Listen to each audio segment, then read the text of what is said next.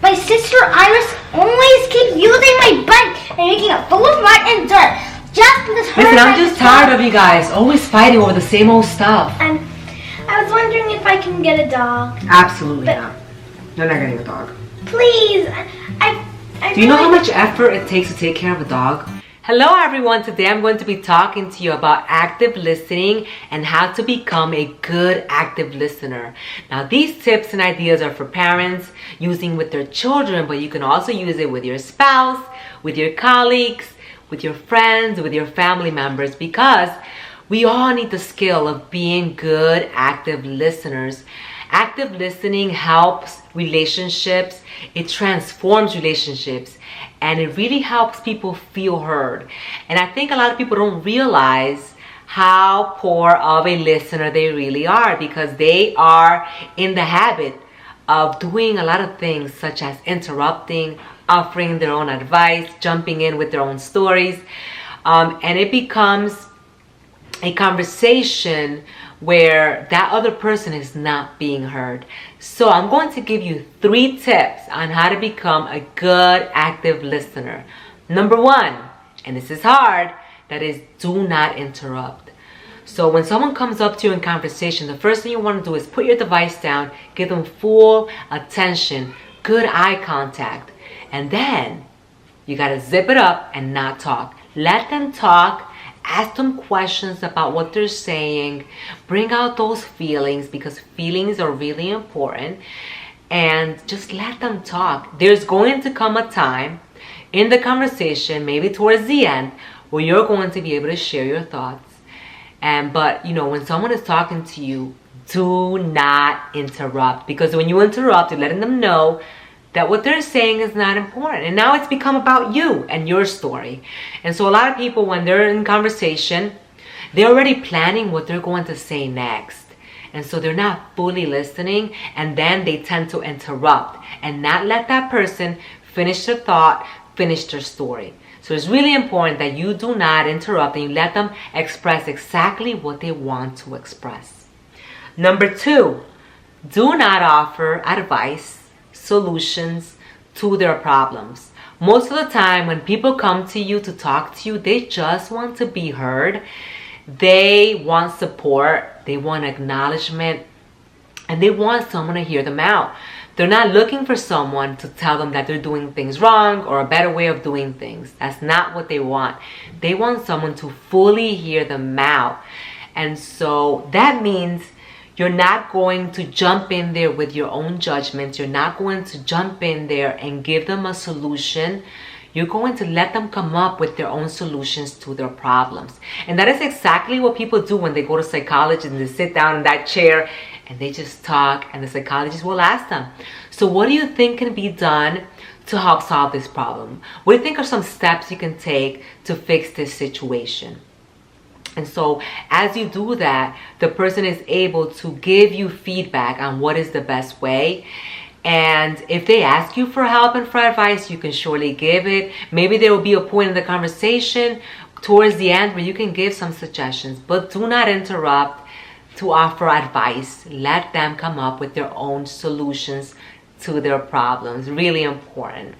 Number 3 is reflective. Being reflective and paraphrasing back what that person is telling you while bringing out those emotions. So let me give you an example. Let's say what you're saying is that you're really upset because Johnny broke your Lego set. That's really upsetting. I'm so sorry that you had to go through that, because I know how hard it is to work on those Legos. So you see, you're letting them know like what they're saying, what they told you. You're paraphrasing it in a different way, and you're bringing out those emotions. You're really upset.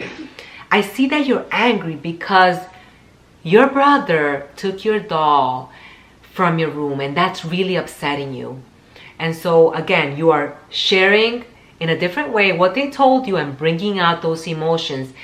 And bringing out emotions is really important in conversation, because emotions connect people, and it's like that point of connection. All humans have these emotions, right? So when we're able to connect to these hard emotions, we're able to feel understood, So that's really important.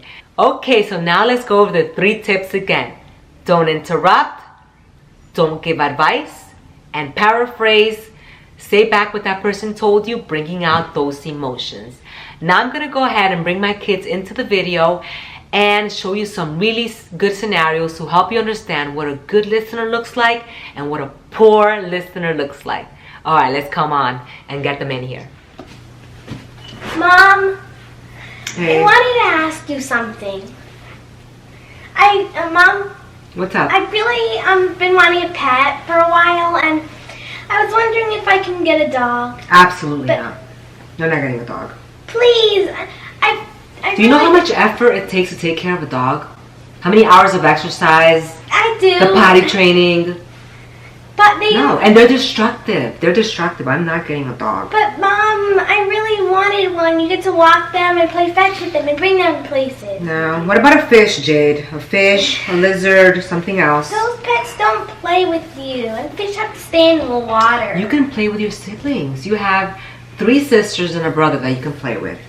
But please, I could take care of it by myself, and I'll take you to a shelter if you want, so you can volunteer. Okay? but they don't let me do that. Jade, I'm until working on older. something right now, and I really need to finish my work, okay? I already told you we're not getting a dog. But they're. It's not gonna happen. If you want, I'll take you to a shelter place, or I'll get you a smaller little animal, okay? But lots of families have them. Not ours, Jade. Not ours.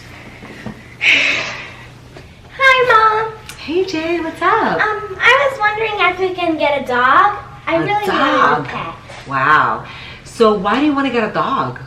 Why a dog? There's so many pets you can get. Why a dog? Well, dogs are really good and they can be great for families. They can be great for families. Why else do you want a dog? I really wanted a pet that could be mine and I can take care of it, snuggle it, and really have a pet, like a companion. Oh, so what I'm hearing is that you want like an animal that's yours and you can play with it, snuggle with it. What else would you do with it? I would take care of it, Take care of it. What else? play with it, Play with it. take it for walks. Take it for walks. It sounds really exciting. So have you done research on what type of dog breeds are your favorite? There's so many. There's like herding dogs and there's hunting dogs. They all have different personalities. Well, so far I like the golden retrievers. Lots of people say that they have great personalities. They do have great personalities. And have you done research on what it takes to take care of a dog in terms of dog training? You have to potty train them, then teach them good manners. There's so many things you have to learn about them.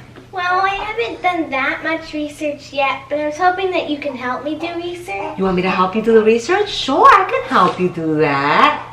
I love that. So how do you think we can learn more? Like, what are some things we could do to learn more about the dogs? We could probably get some books from the library about dogs. Sure, we can get some books at the library. What else? And I'm pretty sure there's a lot of dog videos on YouTube about dog care. Oh yeah, there's so many dog videos on YouTube and training videos and all the things dogs. Sounds great, Jade. I like this idea. Thank you. You're welcome. Hey, Mom. Hey, Gabby, what's up? This always takes me to go in. Here we go again with the fighting and the bickering and the... What is going on now? This always takes me to go and even maybe. You guys have to share that tiger, okay? Yeah. You guys are always fighting over that tiger. It's always the same problem with the tiger. You guys gotta just share, okay? We don't want to share. Come on now. Mommy's doing her work. I want you to go over there and get along with your brother, okay? Hi, Mom. You can always take my tiger and even in my bed. He always takes your tiger when you leave it on your bed? Yeah. How does that make you feel? Are you upset? Yeah. Oh, I can see that you look very upset right now. So what do you think we can do about that? Where do you usually leave it at? Where does your tiger usually at that he takes it? Upstairs. But where upstairs? In the toy room? Yeah. So what do you think you can do so that he doesn't take it anymore? Give it a pie. Leave it up high. That's a great idea. I like that idea. I can help you put it up high somewhere so that he doesn't reach it. What else can you do so that he doesn't take it and make you upset with it anymore? Set a timer and music and set the timer so I could do it and him to do it. That's a wonderful idea, setting a timer so that he can use it for a little while and then you can use it for a little while. That's a really great idea because you like doing that, right? We set timers here in the house for that type of thing. You think that works? Yeah. I think it works too. All right, so we're gonna go ahead and do that, all right? Okay. Okay.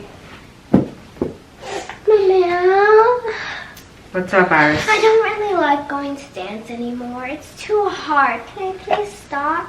You can't just quit dance class, okay? It's not But gonna you have happen. to do different poses No. and flips. You and can't just splits quit. Everything and- you think is hard, you want to quit. That's not how life is. Life is about perseverance, Iris.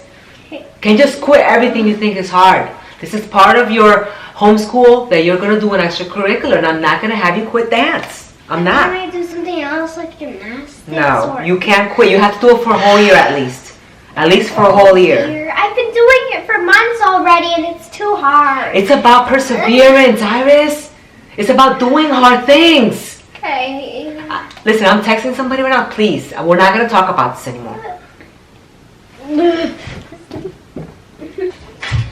Mama, I don't want to go to dance class anymore. You don't want to go to dance anymore? Why not? It's too hard. We have to do different tricks and poses, and recital's coming up. Oh, so what I hear is that you're really frustrated because recital's coming up and you can't do all the flips and the tricks that they're doing in class right now. Is that right? Yes. And I've seen them. They do some really advanced stuff, so I know that could be frustrating. I'm so sorry that you feel like that. I don't want you to feel that pressure. So what do you think you can do to help you since the recitals are coming like in a month and a half? I could practice at home and watch. You could videos practice at of how to home, do yes. it. You could practice more at home. I don't really see you practicing at home. You can practice at home. I think that would be a good idea. What else? I could watch videos. You can watch videos about it. and- Okay.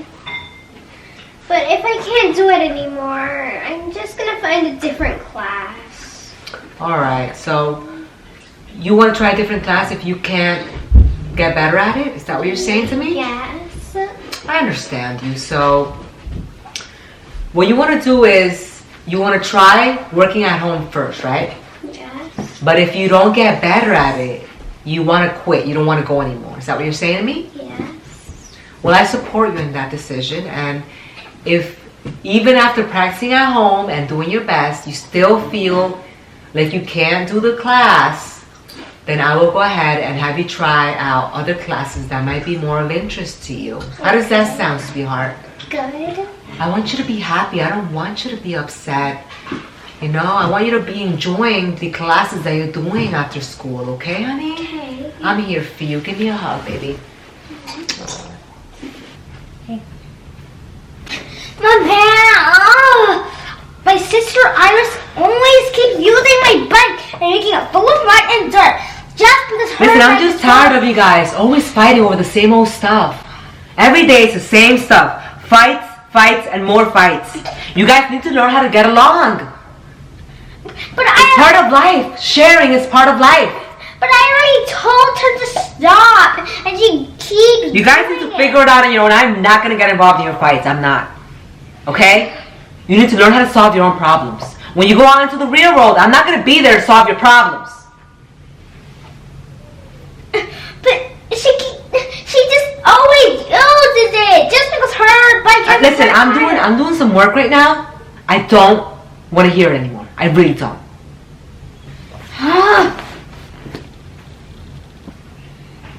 Mom, Iris keeps using my bike over and over again. And I told her not to. And it's getting rusty every time she leaves it in the grass. And then it rains, and now it's getting ruined and rusty. You're so angry because your bike is getting rusty. Is that what I'm hearing here? Yes. So, What's going on? Why is she using your bike and not using her bike? What's going on? Because her bike has a flat tire, and now mine's starting to have a flat tire too. I'm so sorry. That sounds so frustrating. Because I know you love riding your bike so much, and I know you don't want it to get ruined. So what do you think could be done to fix that situation where your sister continuously rides your bike when you tell her not to? What do you think we can do about that?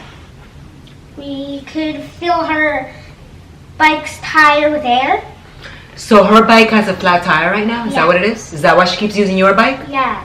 And you think we could fill up, we actually could fill up her tire. I didn't know that she had a flat tire. If I would have known that she had a flat, we would have gotten that taken care of. So thank you so much for bringing that up. We're gonna go ahead and get her tire fixed. And if you have any more problems with her, I want you to let me know, okay? Because your feelings are important to me. I don't want you to feel so frustrated like this, especially because I know you love your bike so much, okay? Okay. Does that make you feel better, sweetheart? Yes. Come here, let me give you a hug. Mommy's here for you. I hope that you have enjoyed the video on becoming a better active listener and that you have gained some insight on how you can improve your communication skills when speaking to your children. It is going to make a huge impact in your relationship with them. If you want to learn more about children's activities, about behavior modification, all things education, join me here on my YouTube channel. Click on the subscribe button and check out all of my other videos. You can also join me on my private membership community where you get exclusive videos on education, behavior modification, and anything that has to do with education. I hope you have enjoyed the video and I'll see you in the next video. Bye.